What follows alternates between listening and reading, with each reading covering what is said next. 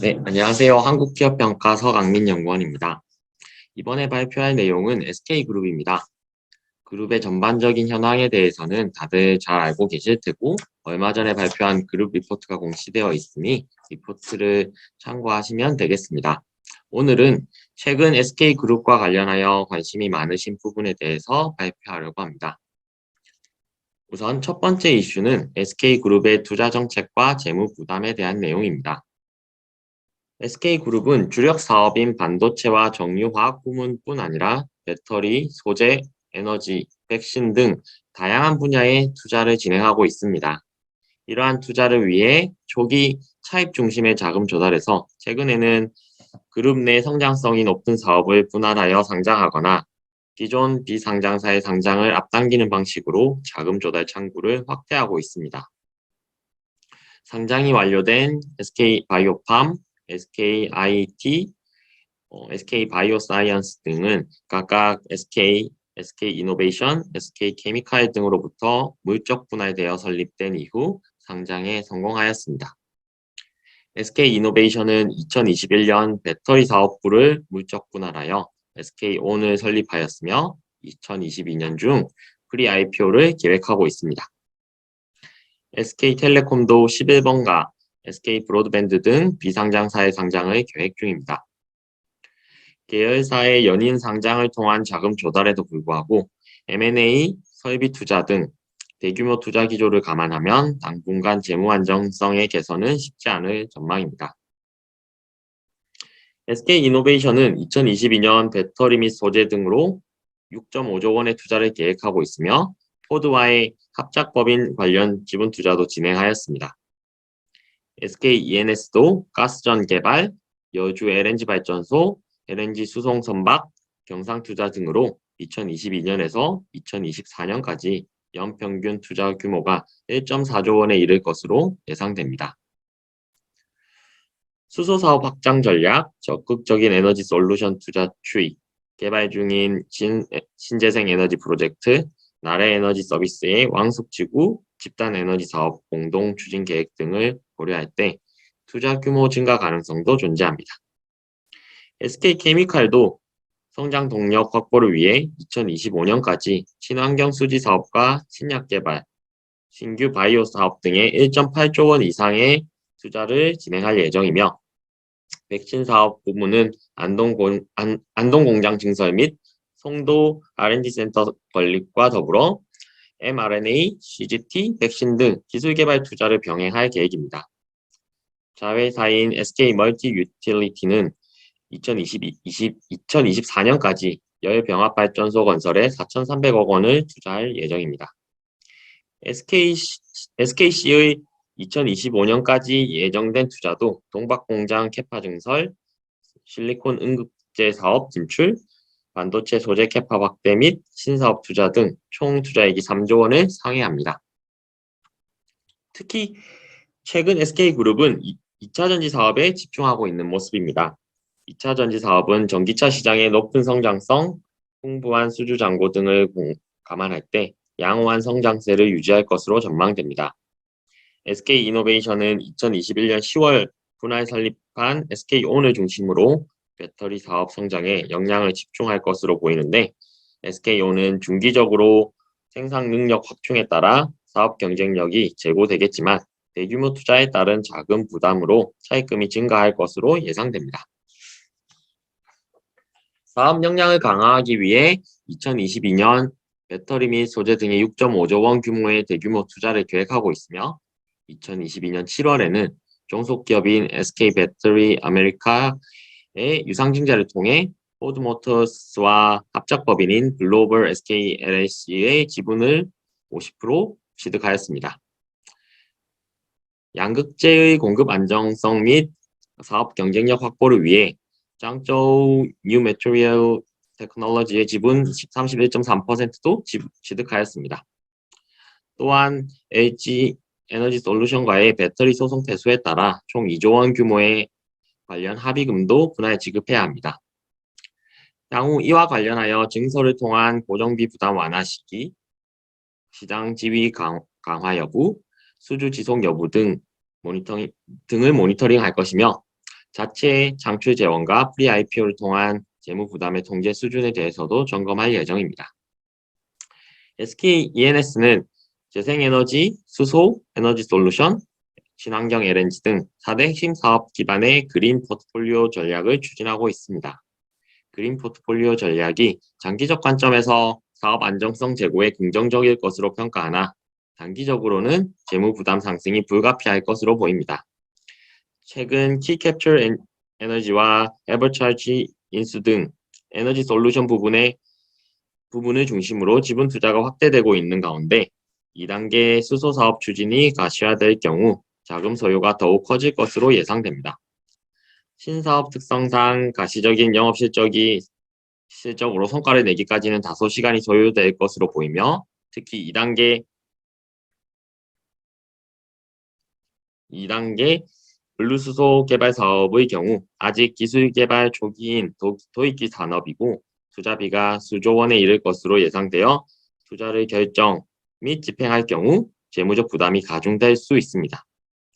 향후 SK E&S의 투자 및 배당 정책 변화, 투자 부담 분산 수준, 자구계획 이행 여부, 신사업 투자 성과 등에 대해서 모니터링을 강화할 것입니다. 두 번째 이슈는 그룹 내 정유화학 부문의 실적 방향성입니다. 2020년 급격한 실적 저하를 기록하였던 정유화학 부문은 2021년 유가 상승에 따른 재고 관련 이익, 정제 마진 강세로 2019년 수준의 영업 실적을 회복하였습니다. 2022년 상반기에도 러시아 제재로 인한 공급 차질 등으로 경유, 등유, 휘발유 등 주요 석유 제품의 수급이 타이트해지면서 정제 마진은 가파르게 상승세를 보였습니다. 공급 부족으로 재고 소진이 빠르게 진행되는 상황에서 미국이 정제 설비 가동률을 높은 수준으로 유지하였지만 탈탄소 압력 등으로 설비 용량이 축소된 상태여서 수급 불균형을 완화하기에는 역부족이었습니다. 7월 이후로는 경기 침체로 인한 수요 위축 우려가 부각되면서 정제 마진이 하락 전환되었습니다. 다만 글로벌 정제 설비 부족 및 가동률 조정 가능성, 가스석탄 가격 강세 등에 따른 등경유 대체 수요, 중국의 석유 제품 수출 쿼터 감소 등이 정제 마진 하락을 방어하는 요인으로 작용할 것으로 보입니다. 2022년 하반기 유가는 하락 조정될 것으로 전망합니다. 경기 침체로 인한 수요 약세가 유가 하방 요인으로 작용할 것으로 판단하기 때문입니다. 가파른 수요 상승을 제어하기 위해 주요 국가의 금리 인상이 단행되고 가계 구매력이 저하되면서 전 세계 수요가 위축될 것이라는 전망이 우세합니다. 다만 러시아 제재 지속, 미국 셰일오일 및 오펙 플러스의 제한적인 증산, 천연가스 및 석탄 가격 강세로 인한 대체 수요 가능성 등을 감안할 때 유가 하락폭이 크지는 않을 것으로 보입니다. 글로벌 경기 침체 우려를 감안할 때 비정유 부문의 주요 제품 마진도 약세가 전망되어 정유 업체들의 하반기 수익성은 상반기 대비 저하될 것으로 예상합니다. 3분기 석유화학 업계의 수익성은 납사 가격 하향 안정화로 일부 개선될 것이나 수요가 유의미하게 회복되지 않으면서 개선폭은 제한될 것으로 예상됩니다. 러시아 우크라이나 사태, 중국의 도시 봉쇄 등 공급망 경색과 전 세계적인 기준금리 인상으로 인플레이션 현상이 지속되면서 석유화학 제품 전반에 대한 수요가 위축된 가운데 전력난 및 폭염 등으로 다운스트림 공장이 가동을 중단하고 있기 때문입니다. SK이노베이션의 경우 운전자본 및 배터리 투자 부담 등으로 2022년 상반기 순차익금이 증가세를 이어갔습니다. 따라서 향후 프리-IPO의 실질적인 자본 조달 여부와 관련된 세부 조건에 대해서 검토가 필요하며 향후 창출 재원과 프리-IPO를 통한 재무 부담 통제 여부에 대해서도 모니터링을 강화할 것입니다. 이상으로 SK그룹에 대한 발표를 마치겠습니다. 네, 발표 감사합니다. 이제 질의응답 시간입니다. 본 세미나에 앞서 많은 분들이 사전 질문을 보내주셨는데요. 참여해주신 분들께 먼저 감사의 인사 올리겠습니다. 아울러 오늘 발표를 들으시면서 궁금한 점이 있던 분들께서는 하단의 Q&A 창에 질문을 입력해 주시기 바랍니다. 그러면 들어온 질문들 바탕으로 순차적으로 질문을 좀 드리고자 하는데요. 제일 먼저 첫 번째 질문입니다. 지금 경기가 악화되는 가운데 ESG, 신사업 등 기업이 투자할 곳은 더 많아지는 모습입니다. 각종 재투자나 성장을 위한 여력이 있는지 궁금합니다. 이 질문에 대해서 기준 실장님께서 답변을 주시겠습니다. 네. 국내 주요 그룹들은 과거 몇 년간 주력 사업을 강화하거나 또는 새로운 성장 동력을 확보하기 위한 투자를 적극적으로 진행을 해왔습니다. 이런 투자 기조는 이제 경기 전망이 좀 어두운 현재 상황에서도 여전히 지속되고 있다고 볼 수 있는데요. 그래서 이제 KR은 현재 그룹별로 진행되고 있는 투자 규모가 단기적으로 그룹 전반의 어떤 재무 안정성에 부담이 될 가능성에 대해서 근본 리포트에서 이제 살펴봤었습니다. 분석 대상이 된 14개 주요 그룹 중에서 대규모 투자가 계획되어 있는 그룹은 11개 정도로 보여지고요. 그렇지만 이들 대부분은 자체적인 영업 현금 창출 능력과 계열사 상장을 통한 자본 조달 등을 통해서 재무 구조에 큰 부담을 주지 않고도 현재 계획하고 있는 투자를 집행 가능할 것으로 전망이 됩니다. 다만 이제 롯데, SK 두 그룹에 대해서는 투자 부담으로 인해서 재무 안정성의 변화가 생길 가능성들에 대해서 모니터링이 필요하다고 보고 있습니다. 네, 감사합니다. 다음으로 이제 롯데그룹 관련 질문 드리려고 하는데요. 롯데그룹이 화학사업 쪽 매출 비중을 늘리려는 것 같은데 유통 쪽도 함께 힘쓰는 것 같습니다. 지금 예, 두 사업 모두 대규모 투자 계획이 세워져 있는데 재무 부담과 함께 유통 쪽 온라인이 약하다는 평가가 많은데요. 오프라인 경쟁 강화 방향이 현 시장 상황에서 적절할지 궁금합니다라는 질문입니다. 평가사실 최한승 수석연구원이 답변해 주시겠습니다. 네, IT 기술의 발달로 이커머스로의 채널 시프트가 빠르게 이어지고 있는 가운데 코로나19가 이제 비대면 채널에 대한 선호도를 크게 높이면서 소매 유통시장에서 온라인 침투율이 40%에 육박하고 있습니다. 다만 인터넷과 모바일을 통한 실시간 가격 비교가 가능해지면서 이커머스에서 체리 피킹이 만연해 있는 상황입니다. 그렇다 보니 이커머스에서 가격 경쟁을 통한 고객 락인이 쉽지 않고 저수익 구조가 고착되어 있는 상황입니다. 롯데 입장에서는 이러한 상황에서 이커머스 후발주자로서 온라인에 공격적인 투자를 진행하는 것이 굉장히 부담스러울 수 있을 것으로 판단됩니다. 반면 오프라인의 경우에는 단순 상품 구매가 아닌 소비 경험을 중시하는 방향으로 쇼핑 패러다임이 변화하고 있습니다. 과거에는 상품 구매라는 목적을 위해 마트와 백화점을 방문했었고 오프라인 점포의 경쟁력은 교통과 주차 편의 등 접근성이었습니다.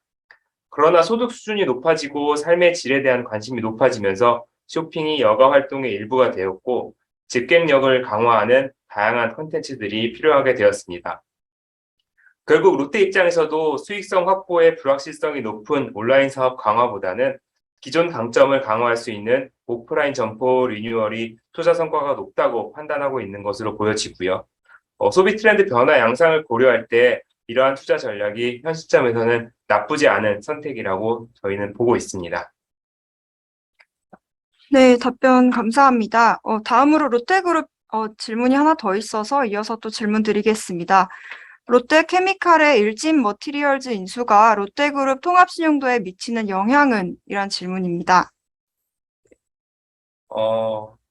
아직 확정적으로 인수가 확정되진 않은 상황이라서 이 부분에 대해서 저희가 하타부타 자세하게 말씀을 드릴 수는 없는 상황인데요.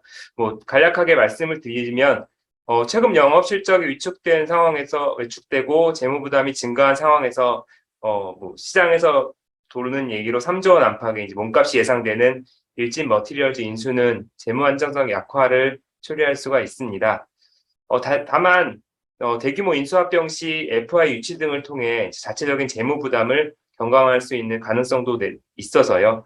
인수 확정 이후 자금 조달과 관련된 구체적인 실행 계획에 대한 모니터링이 필요한 상황으로 보여집니다.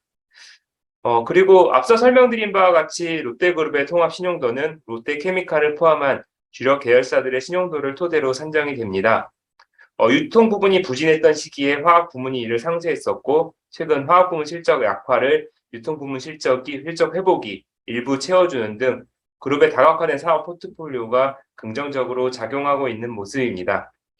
이에 중기적으로 롯데케미칼을 비롯한 주력 계열사들의 자체 신용도와 그룹 내 비중 변화 등 추이에 대해서 모니터링을 통해서 통합 신용도에 반영하도록 하겠습니다. 네, 그럼 다음 질문입니다. SK그룹 질문 좀 드리려고 하는데요. SK E&S, 이노베이션 등 투자 부담 지속 및 이에 따른 등급 변동 가능성은 어떻게 보시는지요? 라는 질문입니다. 평가이실 서강민 수석연구원님 답변 부탁드립니다. 네, 앞서 발표에서 SK E&S와 이노베이션의 투자 부담에 대해서는 말씀을 드렸습니다. SK 이노베이션은 정유화학 부분의 실적 회복으로 영업 현금 흐름이 개선되었고, SK온의 프리-IPO를 통해 자금을 마련할 계획으로 현 수준에서 재무 안정성을 제어할 수 있을 것으로 전망하고 있습니다. 현재 SK 이노베이션의 신용 등급은 AA 안정적으로 단기에 등급 변동 가능성을 이야기할 수 있는 상황은 아니며 향후 프리-IPO와 관련해서 재무 위험을 경감시키는 실질적 자본 조달인지 판단할 수 있는 세부 조건에 대해서 검토할 계획입니다. 또한 2018년 이전 대비 확대된 재무 부담이 자체 창출 재원과 프리-IPO를 통해 어느 수준에서 제어되는지도 모니터링할 예정입니다. SK E&S의 경우에도 최근 LNG 가격 급등에 따른 LNG 부문 이익 개선, 2023년 여주발전소 상업 운전 개시 등으로 영업 현금 창출 확대가 기대되고 있으며 투자 자금 확보를 위해 자구 계획을 실행하고 있어서 일정 수준 투자 자금 소요에 대응할 수 있을 것으로 예상하고 있습니다. 이에 따라 현재 SK E&S의 신용 등급은 AA의 안정적 등급 전망을 부여하고 있습니다. 향후 회사의 투자 및 배당 정책 변화, 투자 부담 분산 수준, 그리고 자구 계획 이행 여부 및 신사업 투자 성과에 대해서는 모니터링을 계속할 계획입니다. 네, 답변 감사합니다. 그럼 이제 마지막 질문 드리겠습니다. SK그룹의 차입금 관련 리스크는 어느 정도로 보시는지요? 네, SK그룹은 대규모 투자가 이어지면서 차입금 증가 추세가 지속되고 있습니다. 2022년에도 SK이노베이션, E&S, SK케미칼, SKC 등의 투자 계획들을 고려할 때 그룹 전반의 차입금 증가세는 지속될 것으로 전망됩니다. 다만 솔리다임 인수 효과와 견조한 수요 증가로 ICT 부분의 매출 성장이 예상되고 정유화학 부문도 유가 상승, 정제 마진 강세로 인한 정유 부분 실적 보조에 힘입어 우수한 영업 실적을 달성할 것으로 예상되고 있으며 SK온의 프리-IPO, SKC의 인더스트리 소재 부문 분할 매각 등으로 자체 자금 조달을 계획 중에 있어서 재무 부담을 일정 수준 통제할 수 있을 것으로 판단하고 있습니다. 네, 감사합니다. 이번 세미나에서 답변 드리지 못한 질문들에 대해서는 저희가 추후에 코멘트 형식으로 후속 답변 드리도록 하겠습니다. 그럼 오늘 세미나는 이것으로 마치겠습니다. 참여해주신 분들께 감사의 말씀 드립니다. 다음에 더 알찬 내용으로 다시 찾아뵙겠습니다. 감사합니다.